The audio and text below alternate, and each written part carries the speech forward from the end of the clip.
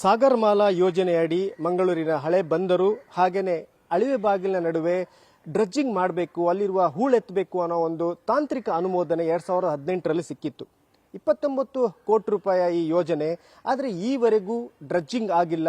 ಒಂದು ಅಳಿವೆ ಬಾಗಿಲಿನಿಂದ ಈ ಕಡೆ ಹಳೆ ಬಂದರಿಗೆ ಬರಬೇಕಾದ್ರೆ ಮೀನುಗಾರರು ತಮ್ಮ ಜೀವವನ್ನು ಕೈಲಿ ಹಿಡ್ಕೊಂಡು ಬರಬೇಕಂದ್ರೆ ಅಷ್ಟು ಅಪಾಯಕಾರಿ ಸನ್ನಿವೇಶ. ಆದರೂ ಸರ್ಕಾರದ ನಿರ್ಲಕ್ಷ್ಯ, ಅಧಿಕಾರಿಗಳ ನಿರ್ಲಕ್ಷ್ಯದಿಂದ ಟೆಂಡರ್ ಪ್ರಕ್ರಿಯೆ ಇನ್ನೂ ನಡೆದ್ರೂ ಕೂಡ ಅದು ಅನುಮೋದನೆ ದೊರೆತಿಲ್ಲ. ಹಾಗೇನೆ ಈಗ ಏನು ಯೋಜನೆ ಅನುಮೋದನೆ ದೊರೆತಿದ್ದು ಹಿಂದೆ ಹೋಗಿದೆ. ಈ ಹಿನ್ನೆಲೆಯಲ್ಲಿ ಮೀನುಗಾರರು ಭಾರಿ ಆಕ್ರೋಶ ವ್ಯಕ್ತಪಡಿಸ್ತಾ ಇದ್ದಾರೆ. ಇದ್ರ ಬಗ್ಗೆ ಮಾತಾಡಲಿಕ್ಕೆ ನಮ್ಮೊಂದಿಗೆ ಮೀನುಗಾರರ ಮುಖಂಡರಾದಂಥ ಚೇತನ್ ಬೆಂಗ್ರೆ ಅವರನ್ನೇ ಮಾತಾಡಿಸ್ತೀನಿ. ಸರ್, ಈಗ ಈ ಒಂದು ಯೋಜನೆ ತುಂಬಾ ಉಪಯುಕ್ತ ಯೋಜನೆ ಆಗಿದೆ. ಮೀನುಗಾರರ ಜೀವ ರಕ್ಷಣೆಯ ಒಂದು ಭಾಗವಾಗಿತ್ತು. ಸಾಗರಮಾಲಾ ಯೋಜನೆ ಅಡಿ ಈ ಒಂದು ಟೆಂಡರ್ ಪ್ರಕ್ರಿಯೆ ಆಗಿಲ್ಲ ಇನ್ನುವರೆಗೂ.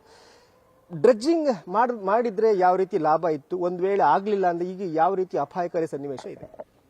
ನಿಜವಾಗ್ಲು ತುಂಬ ಅಗತ್ಯ ಇರುವಂಥದ್ದು ಡ್ರೆಡ್ಜಿಂಗ್. ಸ್ಪೆಷಲ್ ಆಗಿ ನಮ್ಮ ಪಾರ್ಕಿಂಗ್ ಆಗಲಿ, ಟ್ರಾವೆಲಿಂಗ್ ಆಗಲಿ, ಅದು ಮೇಯ್ನ್ ಆಗಿ ಅಲ್ವೆ ಬಾಗಿಲು ಸ್ಪೆಷಲಿ ಅಲ್ಲಿ ಏನಾಗ್ತದೆ ಅಂದರೆ ಸಮುದ್ರ ಯಾವ ರೀತಿಯಲ್ಲಿ ಇರ್ತದೆ ಅಂತ ನಮ್ಗೆ ಹೇಳೋಕ್ಕಾಗೋದಿಲ್ಲ.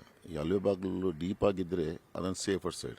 ಯಾಕಂದರೆ ಎಷ್ಟು ಡೀಪಲ್ಲಿ ನಾವು ಸಿಕ್ಕಿದಂಥ ನೀರುಗಳದು ಫೋಲ್ಡ್ ಆಗೋದಿಲ್ಲ. ಈ ಸಮುದ್ರದಲ್ಲಿ ಆವಾಗ ನಿಮ್ಮದು ಇದು ಬಂದು ಶೋರ್ ನೋಡಿ, ಶೋರ್ ಹತ್ರ ಬಂದು ಹೇಗೆ ಅಲೆ ಬೀಳ್ತದೆ ಅದೇ ರೀತಿ ಅಲ್ವೆ ಬಾಗಿಲಲ್ಲಿ ಸ್ಯಾಂಡ್ ಇರೋದ್ರಿಂದ ಅಲ್ಲಿ ಟರ್ನ್ ಆಗ್ತದೆ waves. That is A dangerous waves. So ಇದನ್ನು ನಾವು ಆವಾಗ ತುಂಬ ಖುಷಿಪಟ್ವಿ. ಅಂದರೆ ನಮಗೆ ಫಿಶರೀಸ್ ಮಾಡಿಲ್ಲದಿದ್ರೂ ಇವರು ಲಕ್ಷದ್ವೀಪದ ಒಂದು ಸ್ಕೀಮಲ್ಲಿ ಅದನ್ನು 29 ಕ್ರೋರ್ಸ್ಗೆ ಆವಾಗ ಆಗಿತ್ತು. ಸೊ ಆವಾಗ ಆದ ಸಂದರ್ಭದಲ್ಲಿ ನಾವು ಅಟ್ಲೀಸ್ಟ್ ನಮಗೊಂದು ಚಾನಲ್ ಸಿಗ್ತದೆ, will be safer enough to go and come ಅಂತ ನಾವು ತುಂಬ ಖುಷಿ ಪಡ್ತಿದ್ವಿ. ಬಟ್ ಇವಾಗ ಮಾಹಿತಿ ಬಂದಾಗೆ 9 ಸಲ ಟೆಂಡರ್ ಏನೋ ತೆಗೆದಿದ್ದಂದರೆ 9 ಸಲ ಟೆಂಡರಲ್ಲಿನೂ ರಿಟರ್ನ್ ಹೋಯಿತು. ಅದು ಏನಕ್ಕಂತ ಕೇಳಿದ್ರೆ ನ್ಯಾಷನಲ್ ವೈಸ್ ಸಿಚುವೇಷನಲ್ಲಿ ಕಾಂಟ್ರಾಕ್ಟ್ಸ್ ಸ್ವಲ್ಪ ಕಮ್ಮಿ ಇದ್ದಾರೆ, ಎಲ್ಲರಿಗೂ ಭಾಗವಹಿಸೋಕೆ ಆಗೋದಿಲ್ಲ. ಮತ್ತು ನೇಬರ್ ಸ್ಟೇಟಲ್ಲಿ ಸ್ವಲ್ಪ ರೇಟ್ ಜಾಸ್ತಿ ಇದೆ, ನಮ್ಮದು ಸ್ವಲ್ಪ ಕಮ್ಮಿ ಇದೆ. ನನ್ನ ಕ್ವಶನ್ ಏನು ಗೊತ್ತಾ, ಒಂದು ಸಲ ಟೆಂಡರ್ ಆಗದಾಗ ಅದು ಗೊತ್ತಾಗಬೇಕಿತ್ತು. ಸೆಕೆಂಡ್ ಟೈಮ್ ಅದನ್ನು ರಿವರ್ಸ್ ಮಾಡಬೇಕಿತ್ತು. ಅಟ್ಲೀಸ್ಟ್ ಮಿನಿಸ್ಟರ್ಸ್ ಅದನ್ನು ಕ್ಯಾರ್ ತಗೋಬೇಕಿತ್ತು. ಏನಂತ ಹೇಳಿದ್ರೆ, ನೋಡಿ ಆಫೀಸರ್ಸ್, ನೀವು ಈ ರೀತಿ ಮಾಡಿದ್ರೆ ಬಡ ಮೀನುಗಾರರ ಕಷ್ಟ ಆಗ್ತದಲ್ಲ, ಅವರಿಗೆ ಸುಲಭ ಆಗಬೇಕಂತ ಮಾಡಬೇಕು. ಮತ್ತು ಇವಾಗ ಒಂದು 10 ವರ್ಷದಿಂದ ಆದ ಪ್ರಾಜೆಕ್ಟನ್ನು 10 ವರ್ಷ ಬಿಟ್ಟು ಆದಾಗ ಇವತ್ತು 35 ಕೋಟಿ ಆಗಿದೆ. ಯಾರು ದುಡ್ಡು ಲಾಸ್ ಆಗೋದು? ಅಲ್ಲ, ಯಾರಿಗೆ ಲಾಭ ಆಯಿತು? ನಮಗಂತೂ ನಷ್ಟ ಅಲ್ವ ಇದು ಗೌರ್ಮೆಂಟ್ ಏನಾದರೂ ಮಾಡೋದಾದರೆ ಲಾಭದಾಯಕವಾಗಿರಬೇಕು. ಪ್ಲಸ್ ಗೌರ್ಮೆಂಟ್ ದುಡ್ಡು ಸುಮ್ಮನೆ ವೇಸ್ಟ್ ಯಾಕೆ ಮಾಡಿದ್ದೀವರು? ಇವಾಗ 10 ವರ್ಷದಿಂದ ಆಗಿಲ್ಲ ಅಂದರೆ ಹೊಸ ಕಟ್ಟಡ ತಗೋಬೇಕಿತ್ತಲ್ಲ ಗೌರ್ಮೆಂಟಲ್ಲಿ, ಹೊಸ ಡ್ರೆಡ್ಜರೇ ತಗೋಬೋದಾಗಿತ್ತಲ್ಲ. ಅದನ್ನೇ ನಮ್ಮ ಕ್ವಶನು. ಇವಾಗ ನಮಗೆ ಡೈಲಿ ಯೂಸ್ ಇದೆ ಅದು ಒಂದು ದಿವಸಗಲ್ಲ, ಪ್ರತಿ ವರ್ಷ ನಮಗೆ ಅದು ಬಂದು ಅಲ್ಲಿ ತುಂಬುತ್ತೆ. ಸೊ ನಾವು ತೆಗೆಯುವಂಥ ವ್ಯವಸ್ಥೆಗಳಿರ್ತದೆ. ಇವಾಗ ನೋಡಿ, ಪಾರ್ಕಿಂಗ್ ಮಾಡೋಕ್ಕೂ ಜಾಗ ಇರೋದಿಲ್ಲ ನಮಗೆ. ಅಂಥ ಟೈಮಲ್ಲಿ ನದಿಗೆಲ್ಲನೂ ಡ್ರೆಡ್ಜಿಂಗ್ ಮಾಡಿದಾಗ ನಮ್ಮ ಬೋಟ್ ಎಲ್ಲಿನೂ ಇರ್ಬೋದು. ಡಾಕಲ್ಲಿ ಜಾಗ ಇಲ್ಲದ ಟೈಮಲ್ಲಿ ನಾವು ಬೇರೆ ಕಡೆ ಹೋಗಿ ಇಡೋಣಂದ್ರೂ ಅಲ್ಲಿ we can't travel till that place. So ಇದೆಲ್ಲ ತುಂಬ ಬೇಜಾರು. ಮಂಗಳೂರಿನಲ್ಲಿ ಈ ಹಳೆ ಬಂದರು ಮೀನುಗಾರಿಕಾ ಧಕ್ಕೆಯಲ್ಲಿ ಡ್ರೆಡ್ಜಿಂಗ್ ಎಷ್ಟು ವರ್ಷಗಳ ಹಿಂದೆ ಆಗಿತ್ತು? ಯಾರು ಮಾಡಿದ್ರು? ಸಮ್ ಪೋಲ್ಯಾಂಡ್ ಕಂಪನಿ ಇರಬೇಕು, ನಂಗೆ ಗೊತ್ತಿಲ್ಲ, ನ್ಯೂಜಿಲ್ಯಾಂಡ್ ಪೋಲ್ಯಾಂಡ್ ಸಮಥಿಂಗ್ ಅಂಥ ಕಂಪನಿಗಳು. ದೇವರ್ ಫ್ರಮ್ ಅದರ್ ಕಂಟ್ರೀಸ್. ಅವರು ಬಂದು ವೆರಿ ಕ್ಲೀನ್ ಡ್ರೆಡ್ಜಿಂಗ್ ಮಾಡಿದರು. Very 25 to 30 years back they were the one who did beautiful dredgings. ಅಂದರೆ ನದಿಯಿಂದ ಹಿಡಿದು ಸಮುದ್ರದಿಂದ ಹಿಡಿದು ಅಲ್ಲಿ ಇವತ್ತು ತನಕ ಅದೇ ಚಾನಲನ್ನು ನಾವು ಸ್ವಲ್ಪ ಯೂಸ್ ಮಾಡುವಂಥ ಪರಿಸ್ಥಿತಿ.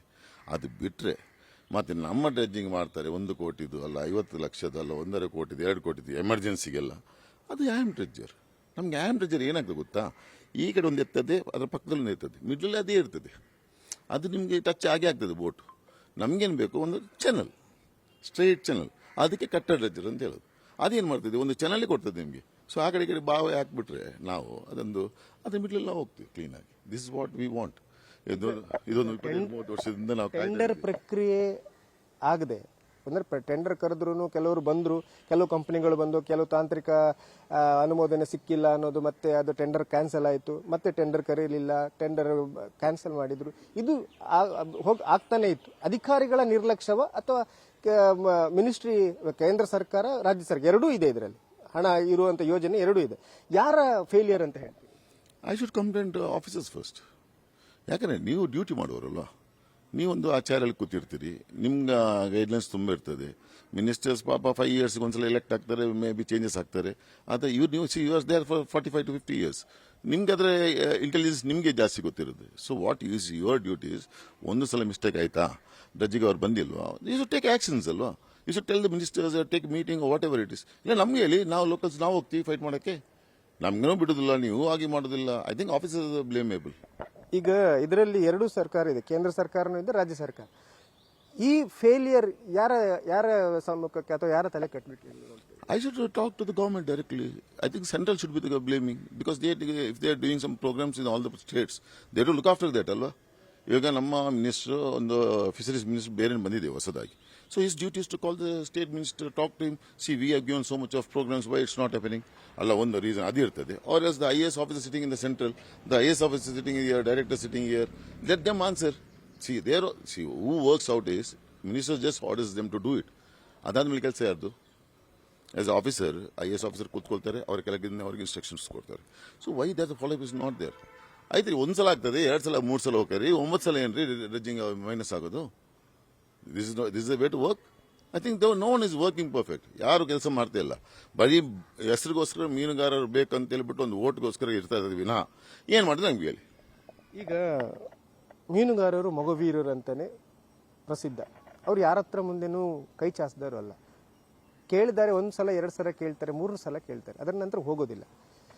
ಈಗ 9 ಸಲ ಡ್ರಜ್ಜಿಂಗ್ ಮಾಡಲಿ ಆಗದೆ ಅದು ಹಣ ಅಂತೂ ವಾಪಸ್ ಹೋಗಿದೆ. ಈಗ ಮೀನುಗಾರರು ಹೋರಾಟಕ್ಕೆ ಮುಂದಾಗ್ತಾರೆ ಹೇಗೆ? ನೋಡಿ, ಇದು ರಿಯಲಿ ಮೀನುಗಾರರಿಗೆ ಮಾಡಿದಲ್ಲ. ಫಸ್ಟ್ ಆಫ್ ಆಲ್ ಈ 29 ಟೋರ್ಸ್ ಉಂಟಲ್ಲ, ಅದು ಲಕ್ಷದ್ವೀಪದ್ದು ಶಿಪ್ದು ಲಗ್ಗೇಜ್ ಹೋಗಕ್ಕೆ, ಲೋಡ್ಸ್ ಹೋಗಕ್ಕೆ ಮಾಡಿ. But we were helpful. ಯಾಕೆ ಗೊತ್ತಾ? ಫಿಶರೀಸ್ ಮಾಡಿಲ್ಲ ಬಿಡಿ ನಮ್ಗೇನು. ಫಿಶರೀಸ್ ಡಿಪಾರ್ಟ್ಮೆಂಟ್ ಇಲ್ಲ, ಒಂದ್ಸಲ ಕೇಳಿದ್ರೆ ಒಂದು ಕೊಟ್ಟು ಇಮಿಡಿಯೇಟ್ಲಿ ನಮ್ಮನ್ನು ಬಾಯಿ ಮುಚ್ಚಿಸಕ್ಕೆ ಒಂದು ಮಾಡಿಬಿಡ್ತಾರೆ. They never did it since 25-30 years. ಇದು ಲಕ್ಷದ್ವೀಪದ್ದು ಸ್ಕೀಮು ಫಿಶರ್ಮನ್ಗೆ ಬಂದಿದ್ದಲ್ಲ, that is come for the ship. ಆದ್ರೆ ಅಳಿವೆ ಬಾಗಿಲು ಅದು ಕ್ಲಿಯರ್ ಆಗ್ತಿತ್ತಲ್ಲ, ನಮ್ಗೆ ಖುಷಿ ಆಗ್ತಿತ್ತು. ಬಟ್ ಇದನ್ನು ನಾನು ಫೈಟ್ ಮಾಡೋಕ್ಕಾಗ್ತಿಲ್ಲ. ಇದನ್ನು ಫೈಟ್ ಮಾಡ್ಬೇಕಾದ್ರೆ ಶಿಪ್ ಮರ್ಚೆಂಟ್ಸ್ ಇರ್ತಾರೆ, ಅವ್ರು ಇರ್ತಾರೆ, ಲೋಡರ್ಸ್ ಇರ್ತಾರೆ ಅವರು. So they should take care of that. But ನಮಗೂ ಇದರಲ್ಲಿ ಪಾರ್ಟ್ ಉಂಟು, ಬಟ್ ಗೈಡ್ ಮಾಡೋದಿಲ್ಲ ಅಂತಲ್ಲ.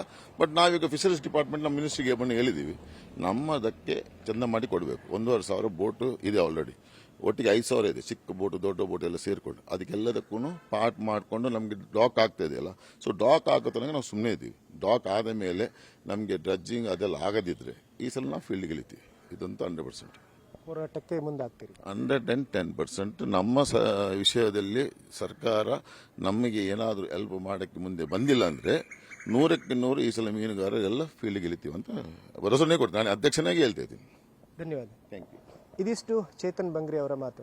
ಕ್ಯಾಮರಾಮನ್ ಪ್ರಶಾಂತ್ ಅವರೊಂದಿಗೆ Kiran news 6 news first Mangaluru.